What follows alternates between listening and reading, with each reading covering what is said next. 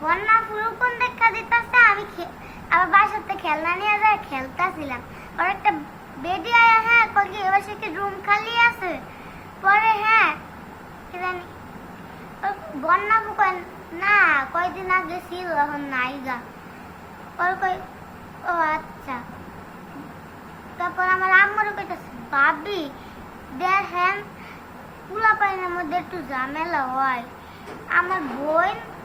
আমার বোনের মাইয়া আর এক বছর এক বেডি থাকে আর মাইয়া ঝগড়া লাগে আর আমার বোনের রুম দিন বুঝছো এই কথা কই এই কথা কই আমার আম্মু তুমি কোন কোন স্কুলে পড়ো আর আমার আম্মু কইলো কি ওই টাওয়ারের সামনে শিউলির স্কুলে পড়ে ও এই স্কুলে তো আমার মাইয়া পড়ে নাকি সামিয়া ওই নাকি টুতে পড়ে বুঝছো আম্মু তো ভাবলি সত্যি গেই বলবে ওই কি আরবি পড়ে না পরে আম্মু কইলো ভালো মসজিদ তো পাইতাছি না যে দিমু পরে আম্মু সামিয়া তো ওই মসজিদে পড়ে এটা করে আমার নিয়ে গেছে নিয়ে ওই যে একটা সবুজ কালার মসজিদ আছে না তোমার আম্মু কি কইছিল আম্মু কই কি থাক ওরে পরে পরে আমি কালকে কথা কম কবে কথা কয়া লাগবে না টাকা দেওয়া লাগবে না এমনি ওই এখনই যাইতে হবে আজকে তো দেরি হয়ে গেছে কালকে আমি কথা কয়া দেবো ওই সামিয়ালের লগে দেখলেও বুঝবো না ওর কাছে আসার লগে পরিচয় করে দিই ওই দাঁড়া দিয়া দেবো এটা কই আমার নিয়ে গেল আর তুমি মানে চলে গেলা তোমার আম্মু তোমার দিয়ে দিছে চুপ থাকো তাই তো কথা বলতে কই না তোমার তারপর হ্যাঁ তুমি যে একটা বাসা আছে না কালো গেট ওই বাসা কইতাছে ভাবি দরজা আমার দরজাটা লাগায় দিন আর ওই আন্তাজি হ্যাঁ আন্তাজি করে সবাই মানে আমার বাড়া থাকে না ওই না এমনি মিশা কথাটা কইলো বুঝছো এন এটা সামিয়া পরে ডাকতাছে এমনি এটা বানায় কইতাছে বুঝছো এটা আমার ওই সবুজ খেলার মধ্যে নিয়ে গেল ওটা একটা মাইয়ার দিকে এই জায়গায় কি নোংরে হুজুরে পড়ায় পরে কয় না তো আগে পড়াতো এখন পড়ায় না এটা কয় আমার একটা ওই যে আমরা একটা নীল কালার বাসা নিচ্ছে পকেট রুম ওই ওন দিয়ে আমার পেঁচা সালনা আনতে আমি এতটা চিনি ওই দিয়ে আমি জীবন আইছি নাকি ওই সালনায় ওই যে ওই অটোতে উঠলো অটো নিয়ে আমার সালনায় ঘুরা জ্বালা মার্কেট গেলো আবার সালনা এলো তারপর আবার জ্বালা মার্কেট জ্বালার মধ্যে দেখে সাইড রাস্তা মরে গেল রাস্তা মরে যায় এই দিকে আছে না এদিক গেল যেদিন আমি ফুচকা খাই বুঝছো ওদিক যাই হ্যাঁ গল্লির মধ্যে পেঁচা অনেক যায় ওরা মহিষান বাড়ি আছে না মহিষান বাড়ি স্কুলে গেল মহিষান বাড়ি স্কুলে যাই এই জায়গায় একটা রাস্তা আছে না বাগানের মতো এই জায়গায় যেতে আমি না এই জায়গায় যাম না আমি আমার আম্মুর কাছে আর আপনি আমি ছিলেন আমি আপনার মধ্যে যামকে পরে ওই ব্যাটাটা কয় কি আচ্ছা আপনার একটা কথা কই ওটুলা বলতাছে হ্যাঁ পরে ক মানে তুই কই আই কইতাছ কো পরে হ্যাঁ আমি তো ওই যে ওই যখন তুই উঠতেছে তখন তুই দেখতেছিস কানতেছে মানে তুমি ওটুর ভিতরে মানে কান্না করছিলা ফোনে কানতেছে আমি মারতেছে ওই কানের দুধ খুলছি বেডি মানে কানের দুল তোমার খুলছি হ্যাঁ পরে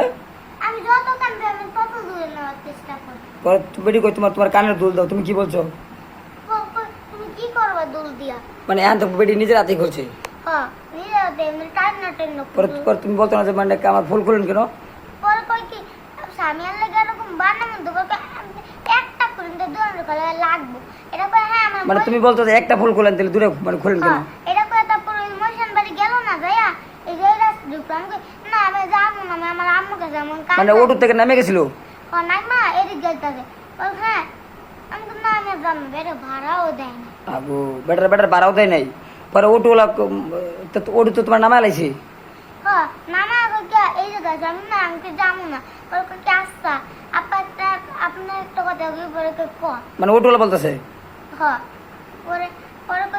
আমি যখন তুই দেখতেছি এই বাচ্চাটা অটো তখন তুই কানতেছে আপনি করে চিন্তাই করেন ওই তুই আমার কি করলি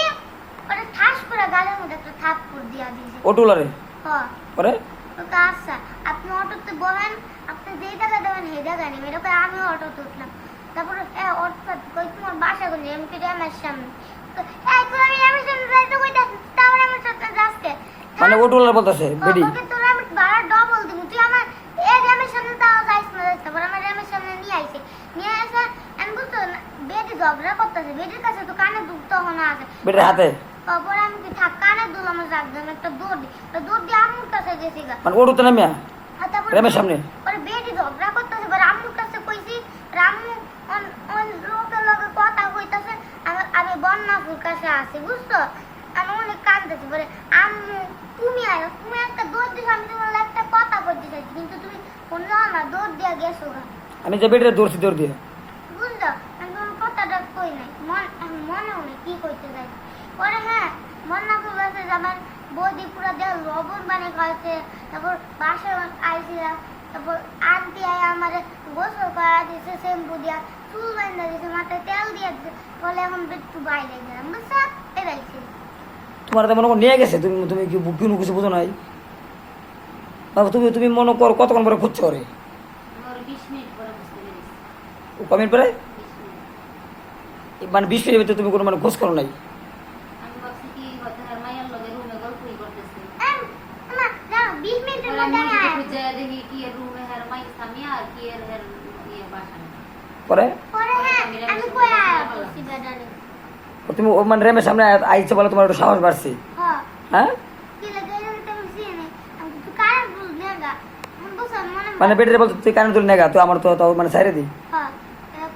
একটা দৌড় দিছি। আর তুমি আয় দাও কি মানে বেটি রেমের সামনে উঠরো লয় করতেছে, না পরে আইছে আমি আগে থেকে আমি সামনে পরে মানে লোকজন মানে দল করছো কেমন চিল্লাই মিলে, পরে তাও মানুষ মানে সব মানুষ আইছে যার যার মানে পাইছে, পরে বেটি এক একবার এক এক বাসার কথা কই। পরে আইছে এর মধ্যে অটো আলো আইছে। তো আমি জড়ো করতেছি, সবাই মনে করো কিছু কয় না করে রাখছে। কেউ মানে ধরে কেউ ধরে না। হ্যাঁ, পরে অটো আলো আইছে, ডাক্তার বাচ্চা নিয়ে গেছে, হ্যাঁ আমার বাচ্চা এমনি এমনি নিয়ে আইছে, হ্যাঁ হ্যাঁ বাচ্চার লোকে মরে যেতে ফাটাইবো, আমার সামনের বাসায় থাকে কথা কইয়া নিয়ে আইছে। পরে এই কাহিনী করছে কি বাচ্চা নিয়ে। দেখেন এই একটা শিশু বাচ্চা 7 বছর বয়স, তার মাথায় বুদ্ধি আসলে বিদায় আল্লাহর রহমতে একজন লোক উসিলাতে মেয়েটারে তারপর তুমি আমার বাবা দিও কথা মনে তুমি আমার বাপ না। কে রে বাবা, আমি তো তোমার বাবাই, তুমি যে ব্রেন কাটাইছো তোমার তোমার এমন ভাবে করতেছো। আমি তোমার বাপ না কেন? আমি তোমার বাবা দেখে তুমি যে একটা বুদ্ধি খাটাইছো, ঠিক আছে? আমার কাছে খুব ভালো লাগছে, তুমি যে সব ঠিকানা বলতে পারছো। জানো আমার মুখগুলো অনেক ব্যথা করতেছে। এখন থেকে কখনো যদি কেউ তোমার কোনো খাবার দেয় তুমি খাইবা না, ঠিক আছে? ঠিক আছে। আর সবের উদ্দেশ্যে কিছু বলে দাও যে আজকের পর থেকে আপনারা যারা শিশু বাচ্চা, কোনো মা যদি কোনো লোক আসে কোনো সন্তান মানে দেওয়া নিষেধ বলে দাও, আমি এটা প্রমাণিত বলে দাও, ঠিক আছে, তোমার অর্ধেক তুমি মানে বলে দাও কি কম। যে বলো আজকের পর থেকে আমার মতো কেউ হ্যারাসমেন্ট যে না হয়েছে, মানে মিথ্যা কথা বললে প্রতারকরা মানে কিভাবে তোমার বাচ্চা মানে নিয়ে যাবে, তো তোমার কিছু বলো তুমি।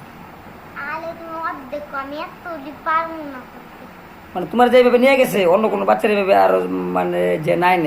তা বলে দাও।